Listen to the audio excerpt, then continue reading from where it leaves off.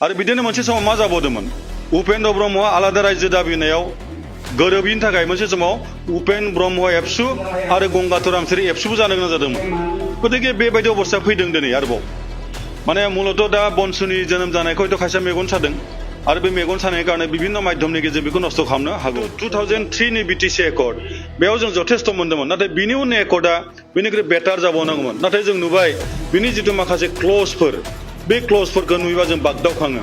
हाग्रामानि आन्दलननि स्टाइला मामोन प्रमदनि आन्दलन स्टाइला मामोन हाग्रामानि मावनाय दांनाया मा रोखोमनि प्रमदनि मावनाय दांनाया मा रोखोमनि बेफोर जुदि डिफारेन्सखौ रायजोनि गेजेराव मोजां लाबोनो हायोबा नो डाउट रायजोफोरा अट'मेटिक अबेबा मोनसेखौ गनाय मानगोनां रायजोफोर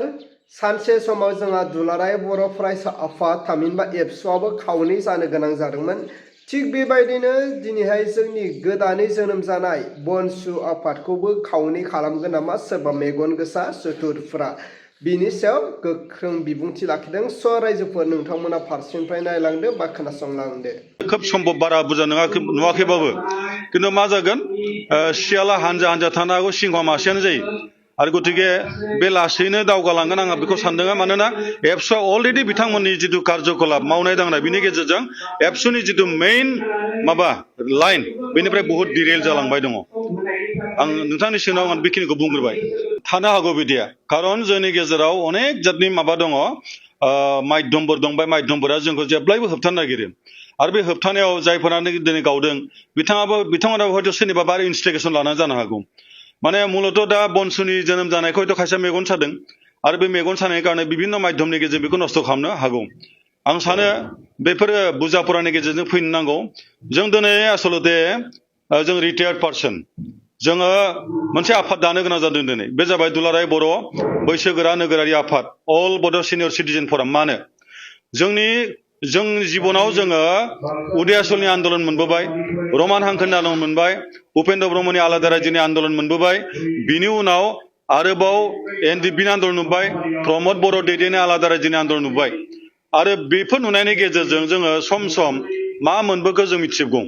आरो मोननायनि उनाव जितु 2003 नि बिटिसि एकर्ड बेयाव जों जथेस्थ' मोन्दोंमोन नाथाय बिनि उननि एकर्डआ बेनिख्रुइ बेटार जाबावनांगौमोन नाथाय जों नुबाय बिनि जिथु माखासे क्लजफोर बे क्लजफोरखौ नुयोबा जों बागदावखाङो आरो बे काउनाव जोङो दिनै बाथ्रा बुंनो ओंखारबोदों आरो दिनै थिग बिदिनो बनसुआ दिनै जोनोम जादों मोनसे थांखि लानानै बेखौ सोरबा आरोबाव गाज्रि लामाजों दैदेननो थाखाय अनेक खैसार सानो हागौ दा बेवहाय दैदेनगिरिफ्रा सामोल जानांगोन आरो रायजोफोरनि गेजेराव हाबनांगोन गुबै बाथ्राखौ लानानै रायजोखौ बुजायनानै लाबोनो थाखाय नाजानांगोन आरो जेराव सैथोआ दङ जेराव थार थागोन बेखौ रावबो होबथानो हाया जानो हागौ बेयो जानो नाङा जों जानायखौ लुबैया खारन गोबां मानसिनि गोबां मतादारखौ थायो आदर्शआ बेलेग बेलेग आरो जोंहा जुदि उद्देश्यआ मोनसेयानोबा जोंनि उद्देश्यआ जुदि आलादा रायजो दानायखौ जुदि बयबो लुबैबा आरो बिथांमोना जुदि आलादा रायजो दानोनो ओंखारदोंबा गावनायनिथ' खोथा फैया आदर्शआ नोंनि मावनायनि जिथु टेकनिकआ जुदा जानांगौ खिन्थु लक्ष्यआथ' एखे लक्ष्यआ जुदि एखेबा नोंनि फुजा फाथालनि नियमासो बेलेग बेलेग सोरबा बोलि होयो सोरबा प्रसाद होयो सोरबा बिबार बावो खिन्थु उद्देश्यआ जुदि इसोरानोबा गतिके बहाय गावलायनायनि बाथ्रा फैनाङा गोरोबलायनायनि गेजेरजों खामानि मावलांबा जों देरहासार जागोन आरो जुदि मावाबाथ' बेखौथ' जोंखौ खालामबोबाय दङ गोदोनिफ्राय आरो बेनि गारजेननि मानसिया सामोल होनांगोन आरो रियेल बाथ्राखौ बुजिनो थाखाय मानसिया आवगायबोनांगोन ओरैनो आबेगिक भाबै जायखिजाया बाथ्राखौनो जों गनायथि होनाङा बा मानिनो नाङा आरो दिनै आं बेखौ खावलायगोन बनसुनि गेजेराव गावसा गावसि जानो नाङा जायफोरानोखि माबा मोनसे सानदोंमोन मा जादोंमोन बुजाफोरानि गेजेरजों लानानै दावगालांनायखौ आं लुबैयो खारन जोंहाबो जाथि सिबिनायनि सिन्ता दङ जों रमान आन्दलन खालामनाय जेलाफोरनि मानसि अनेक जों पुलिसनि जाथना मोनदों आरो जोंनि आसल निरापत्ता जाबाय आलादा रायजो जुदि जोंहा सिमाङा दंमारोबा जों जुदि खौसे दावगानो हायोबा जों मोनमारगोनबो आं जागोन होनना सानो आरो खारन नै दा जिथु सिस्टेम जोंनाव दङ बिटिसिआव जितु 40टा समस्ति दंमोन 30+5+5 जोङो जुदि दिनै बिटिसिआवबो पार्टिया बेलेग बेलेग जानो हागौ जों जुदि भटखौ आलादा गेलेनानै जुदि ज' जायोबा जोंनाव रावबो हाबफैनो हायाबा जोंनि मथेनो जों खुंबाय थानो हागोन आरो अब्लानो जों डेभेलप जायोबानो अट'मेटिक जोंनि स्टेटआ फैगोन मोननै दोलोनि गेजेराव दोलोखौ नोंथाङा ज' जानायनि थाखाय माबायदि खावलायनो सानदों फैनांगोन ज' जानाया ओरैबायदि माने पलिटिकेलि माबाया आदर्शआ बेलेग जायोबाबो फर दा ग्रेटार इन्टारेस्ट अफ बड' ससाइटि जोंहा जुदि मोननैबो दोलोआ जुदि बर' ससाइटि दंब्ला बिसोरो पलिटिकेलि ज' जानानैबाबो सरकारखौ दानांगोन आरो अब्ला पृथ्बि ओनसोलखौ आसुरित जागोन जोंखौ मा आसरित जाथि बिसोरलाय पार्टियाव बेलेग बेलेग खिन्थु बिसोरो for the greater interest at the time of administration for the firming of government बिसोर खिन्थु खौसे बेयो प्रिथिबियाव गैया बिदि खालामनो हायोबा एखेबारे मोजां जागोन आं बेखौ एपिल खालामो आं इतिमध्ये बुंबायानो दहाय मेलावबो बुंबाय आङो जे बर्तमान जोंनाव मोनथाम सुक्ति जादों